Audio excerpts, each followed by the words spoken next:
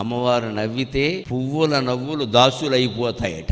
అంత ఆనందంగా ఉండి అంత అందంగా నవ్వాలి.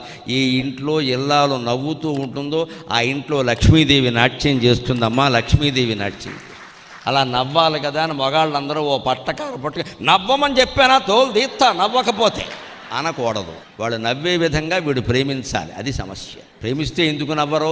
పెత్తనం చేస్తే నవ్వుతారేటి? పొద్దున్న నవ్వమని చెప్పాను కదా, 6:30కి బుద్ధి లేదు అంటే ఎవడు నవ్వుతాడండి? నవ్వడానికి టైం పెడతావా? ఆవిడ ఎప్పుడు నవ్వుతూ ఉండేలా చూడరాదా? స్త్రీలు అల్ప సంతోషులమ్మ. ₹1 ఇవ్వడం ముఖ్యం కాదండి, వాళ్ళు ముందు కట్టుకున్న చీరను మెచ్చుకోవడం చాలా ముఖ్యం. అది చేసి చూడండి, అనుభవమే చెబుతున్నా. మీరు 10,000 పెట్టి చీర కొనక్కల్లా, వాళ్ళు ఏదో కట్టుకున్నారు కదా, కట్టుకో అద్దరిందయ్యా అనని, ఇంకేం అక్కలేదు. ఎంత నవ్వుతారో వెంటనే. అలా భార్య నవ్వితే అక్కడ సంపదలు ఉంటాయి. చేసిన పని బాగుందని చెప్పరాదా? వేరేది ఎందుకు? అప్పుడు అంటారు సహజంగా, ఇలాంటిదే ఇంకో 2 కొనుక్కుందామని అనే తర్వాత చూసుకోవచ్చు.